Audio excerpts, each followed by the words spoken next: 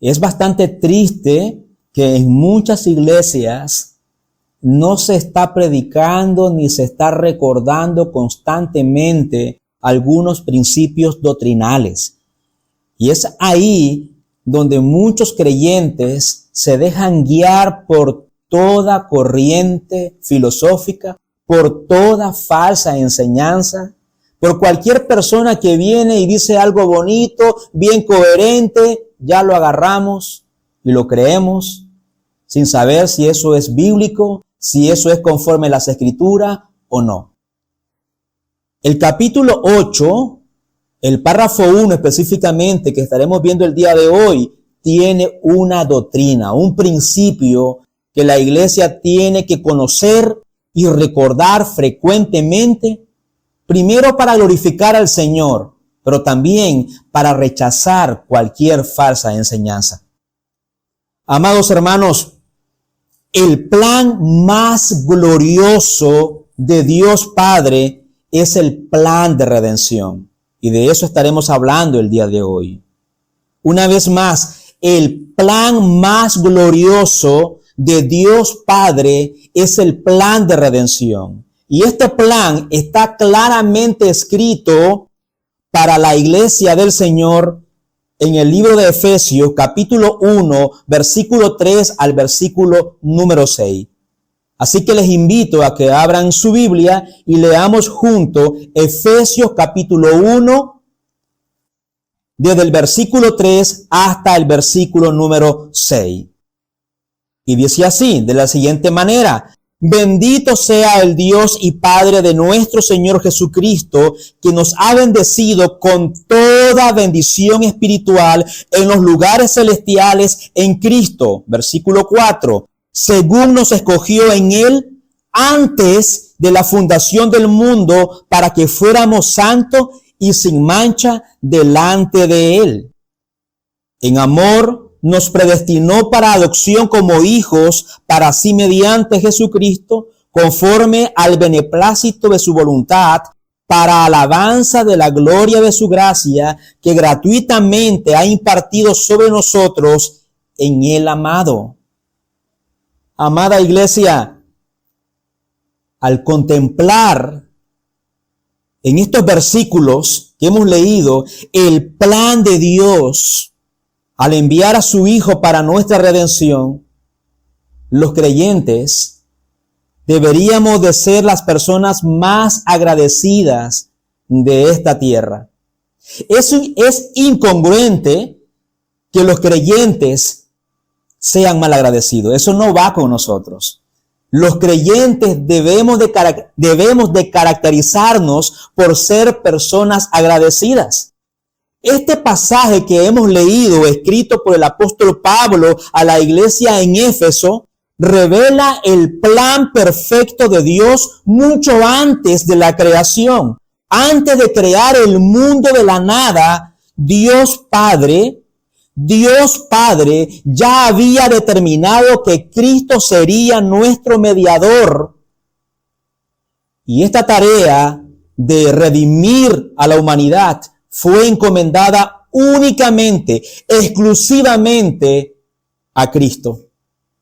Amados hermanos, como le decía algunos minutos atrás, conocer y recordar frecuentemente esta verdad, esta doctrina, es importante porque nos ayudará a rechazar cualquier enseñanza que desplace a Cristo como mediador.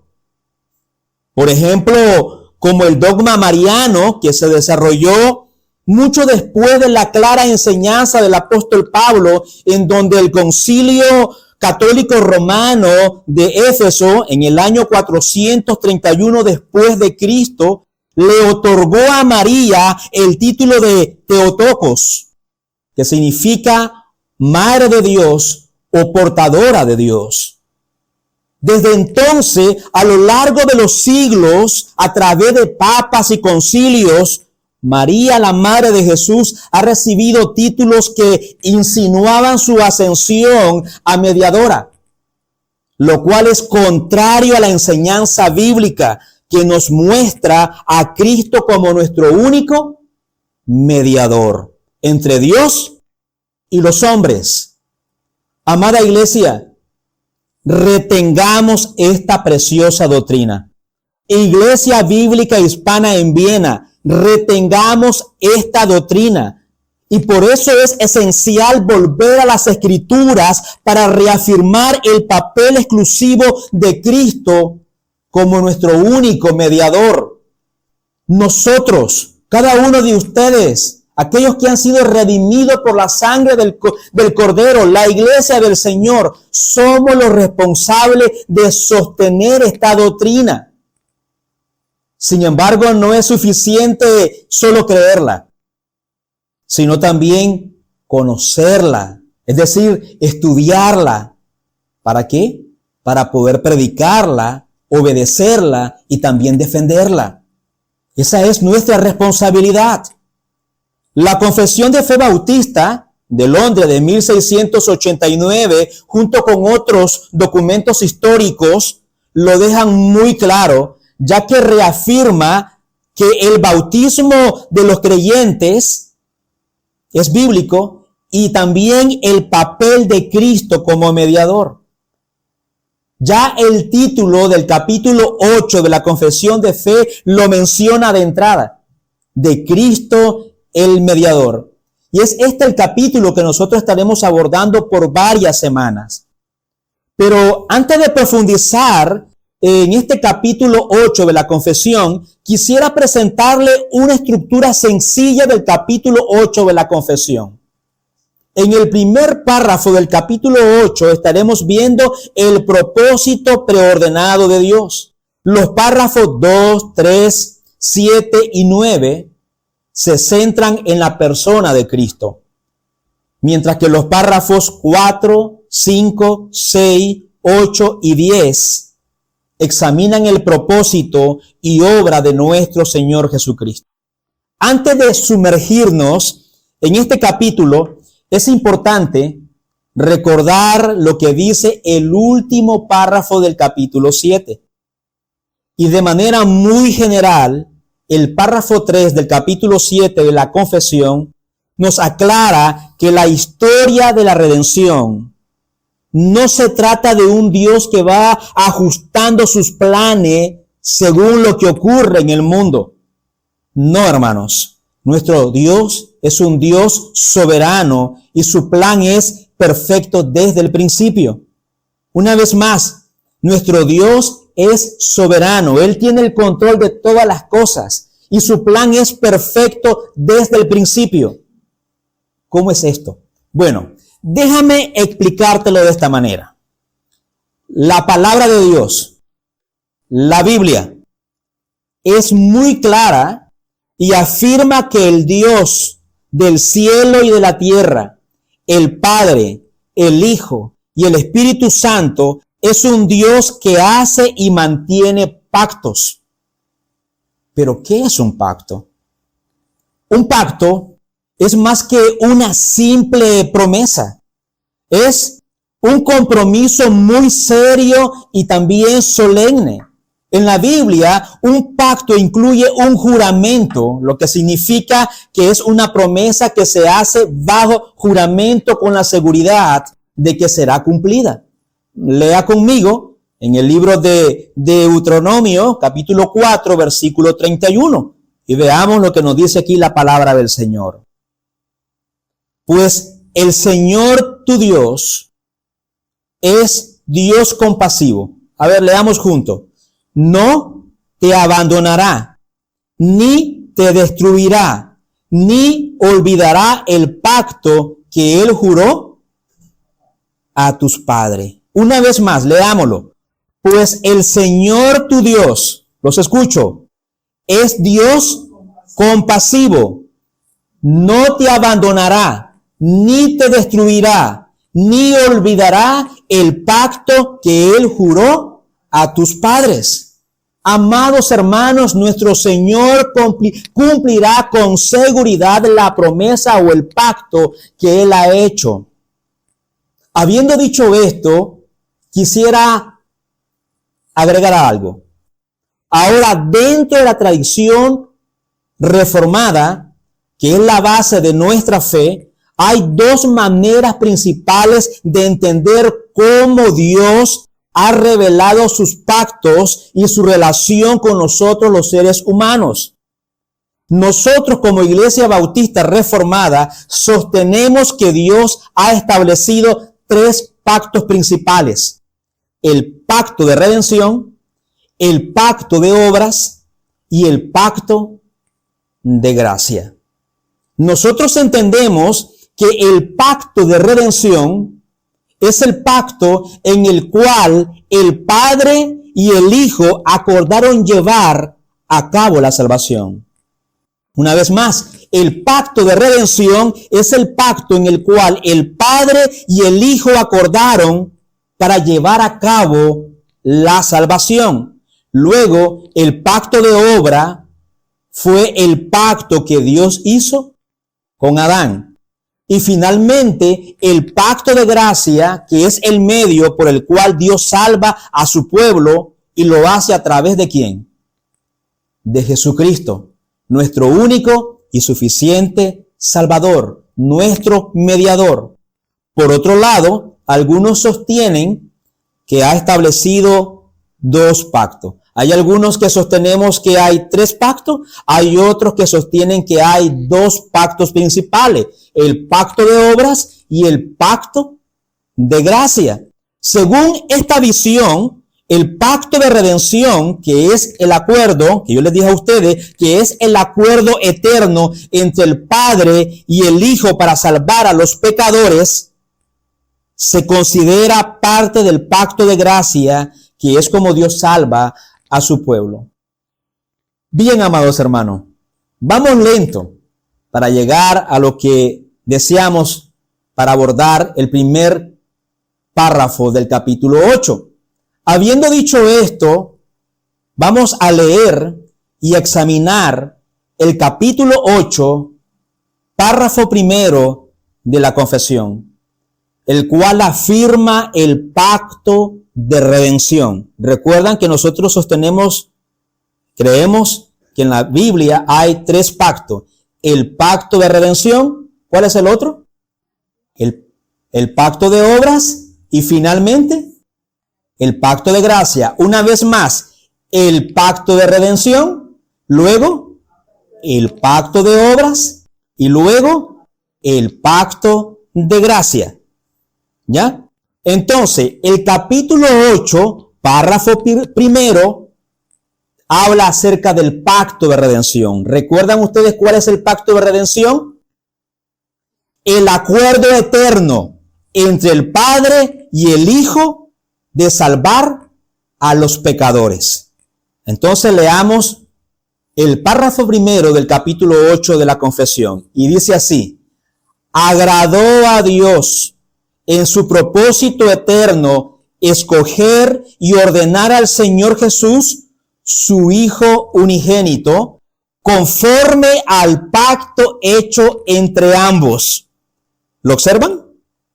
Para que fuera el mediador entre Dios y el hombre, el profeta, sacerdote y rey, la cabeza y el salvador de su iglesia, el heredero de todas las cosas y juez del mundo, a quien dio desde toda la eternidad un pueblo para que fuera su simiente y para que fuera redimido, llamado, justificado, santificado y glorificado por medio de él en el tiempo. ¿Qué les parece, amados hermanos, si lo volvemos a leer juntos todos? Leamos juntos este párrafo primero del capítulo 8. Vamos. Agradó a Dios en su propósito eterno escoger y ordenar al Señor Jesús, su Hijo unigénito, conforme al pacto hecho entre ambos, para que fuera el mediador entre Dios y el hombre, el profeta, sacerdote y rey, la cabeza y el salvador de su iglesia, el heredero de todas las cosas y juez del mundo, a quien dio desde toda la eternidad un pueblo para que fuera su simiente y para que fuera redimido, es decir, su pueblo, ¿no? Los creyentes, para que fuera redimido, llamado, justificado, santificado y glorificado por medio de él en el tiempo. En este párrafo leemos que a Dios le agradó en su propósito eterno elegir y ordenar al Señor Jesús, su Hijo unigénito, según el pacto hecho entre ambos, para ser el mediador entre Dios y el hombre. En este pacto, Cristo es designado como profeta, como sacerdote y rey. Veamos, como profeta, Cristo revela la voluntad del Padre. Como sacerdote, Cristo ofrece el sacrificio perfecto por nuestros pecados. Y como rey, Cristo gobierna y protege a su pueblo, a sus escogidos, a su iglesia. Una vez más, como profeta, Cristo revela la voluntad de Dios. Como sacerdote, Cristo ofrece el sacrificio perfecto por nuestros pecados.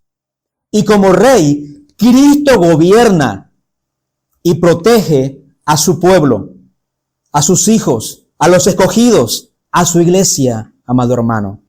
También el párrafo menciona que Cristo también es la cabeza y el salvador de la iglesia.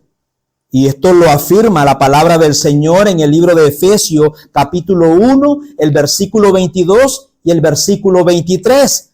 Pablo describe a Cristo como la cabeza de la iglesia, la cual es su cuerpo, la plenitud de aquel que todo lo llena en todo. El párrafo primero no termina ahí. Nos sigue diciendo que desde toda la eternidad Dios le dio a Cristo un pueblo escogido y amado. ¿Para qué? Dios le dio, dice, un pueblo escogido y amado a Cristo para que fuera redimido, llamado, justificado, santificado y glorificado a través de él. Amados hermanos, el plan de redención es una obra completa de Cristo. Cristo vino al mundo, vivió una vida perfecta, murió en la cruz por nuestros pecados y resucitó asegurando nuestra salvación.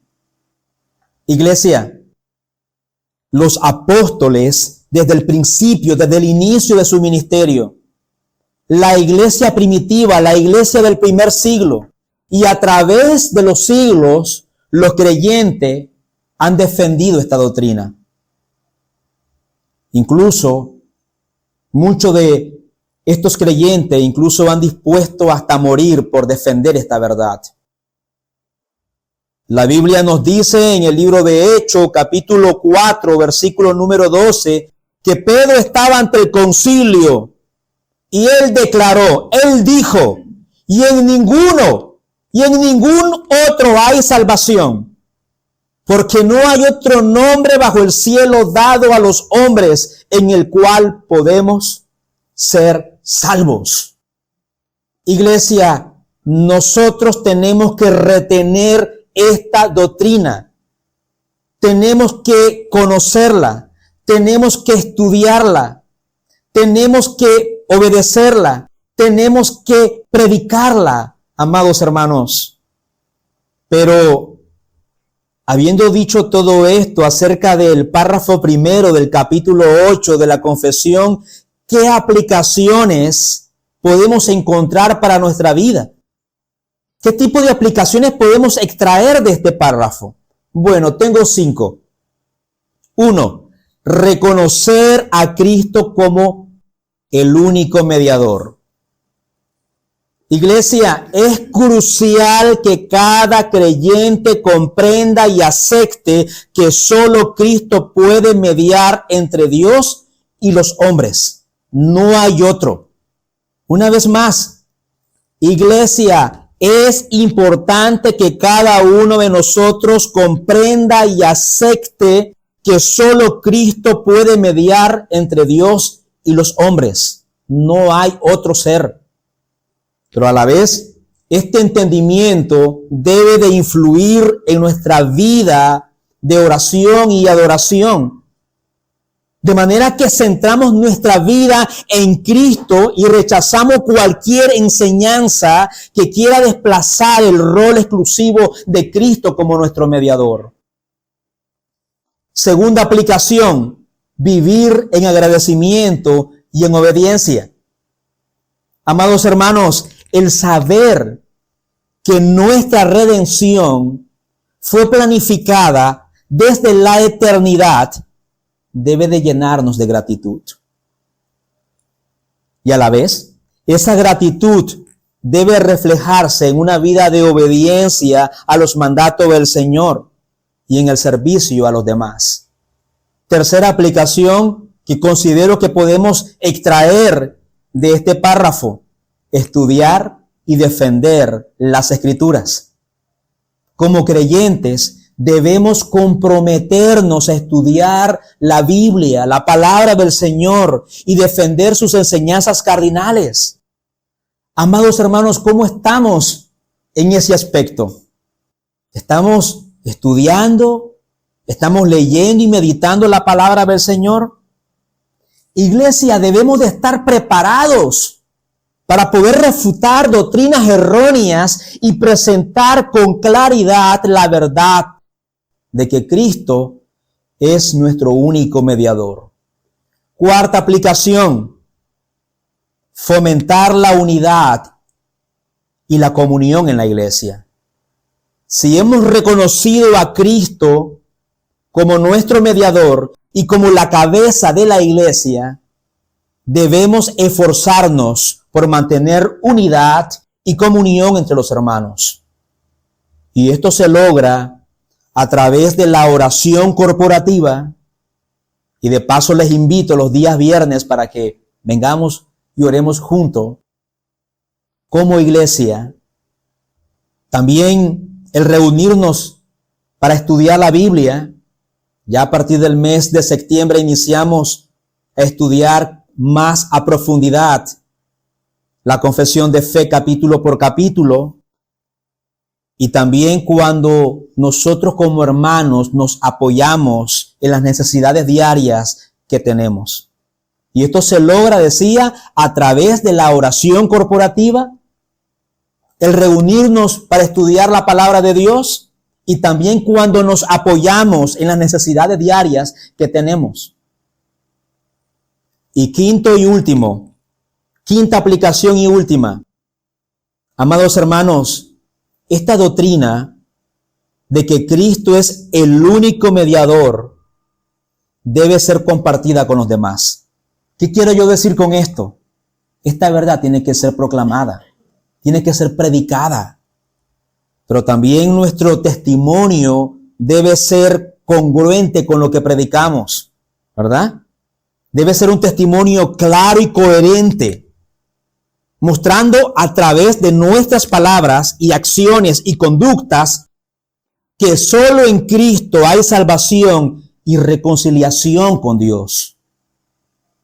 Y para concluir, el párrafo primero del capítulo 8 de la Confesión de Fe Bautista no solo resalta que nuestra redención fue planificada desde la eternidad y que Cristo es nuestro único mediador, sino que también este párrafo nos llama a vivir vidas que reflejen esta verdad fundamental. Dios les bendiga, amados hermanos. Venimos en oración delante del Señor y le rogamos al Señor que nos ayude a poder sostener esta verdad.